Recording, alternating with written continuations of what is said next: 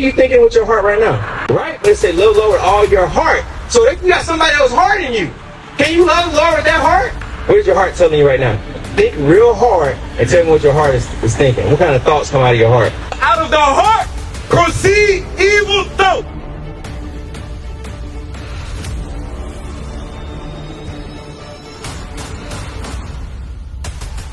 I'm going to give you that because let me show you something. If you got sick right now because somebody came from behind you and scared you, and you got scared and passed out, and they took you to the hospital, and you had a heart transplant. When you wake up,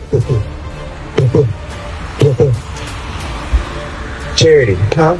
You're going to be able to wake up and know who you are, right? Right? But it said love the Lord with all your heart. So if you got somebody that was hard in you, can you love the Lord with that heart?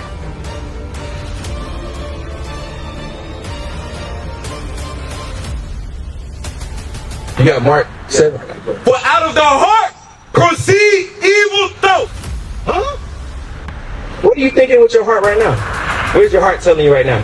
Think real hard and tell me what your heart is thinking. What kind of thoughts come out of your heart? So where do thoughts come from? From the brain, from your mind, right? So the heart is talking about is your mind, right? Just love the Lord with all your mind. Everything you know about this Bible, apply it, and that's how you show the Lord you love him. Go ahead.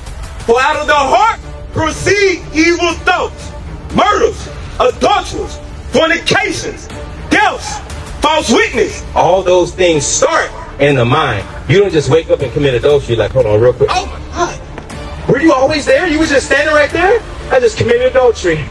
How did that happen? No, you thought about it. You set it up. You set a time aside. You said, I can't be there at this time, but then they're going to see me. I got to go do it like that, right? All these evil thoughts you planning. But how many times you say, I got to get up, and that's 2403 Milledgeville Rd? I got to go by there and see where that's at. Because they meet every Saturday at 4 o'clock. I should be ready at least by 2 so I can drive over there and be waiting. So I can go ahead and get there. How many times you going to do that? But you know what time Dollar Tree open? And if you don't, what you do? You look at your phone, they open at 10. I'm going to be over there right at 10 when they open. Go ahead. Deaths, false witness, blasphemy.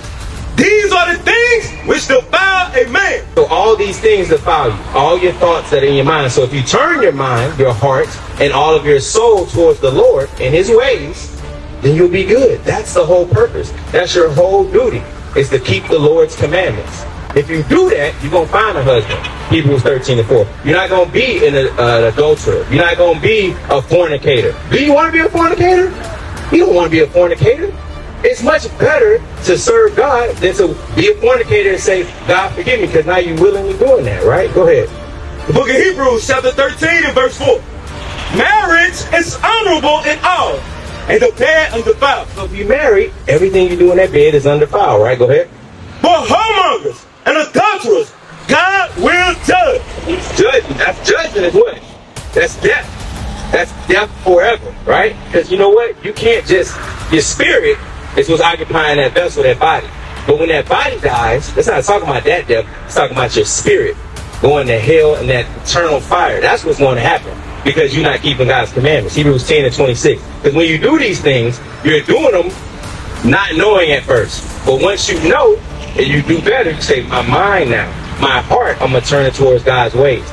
And all my soul towards God's ways. But when you do this, guess what happens? Watch this. Hebrews chapter 10 verse 26. For if we sin willfully. If we what? Sin, because that means you knew already. And he said, well, anyway.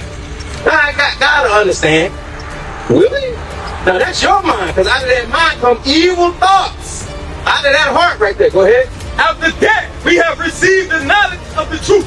So now that you got the knowledge of the truth, now you're going to go ahead and go sin willfully. Because you sinned before, but you didn't know about this truth. Now you know. Now you know you're an Israelite from the tribe of Judah. Now you know you're supposed to dress modestly. Now you know you're supposed to be sober and teach the young women the same thing. You know you're supposed to raise your kids with your husband heading the household and you behind him. Right? You know all these things. So now you got to go do that. But first you got to turn your feet towards the Lord. That's Psalms 119 and 59. Turn your feet towards the Lord. That means towards this building right here. Because the church is just a congregation. That's the church. So now the congregation that we have, you got to join that congregation. Because in that congregation, you see other women your age. How they serving the Lord. You got a righteous example. You see other children that's there. You see how they being raised, the things they know. How these children know more about the Bible than me? All these years you had access to a church. No church lended you this information for free. They gave you a little bit, some hooping and hollering and passed that basket. You gave it and made you feel better because you felt like you was erasing everything that was wrong right there. But that's not what happened, is it? So watch this, read that. The book of Psalms, chapter 119, verse 59. I thought on my ways and turned my feet unto thy testimony. I see you thinking, sis. You thinking like, man, this is a lot. Saturday, though, you already think I got stuff going on Saturday. Throw them thoughts out. Make way for the Lord. So you thought on your ways and what?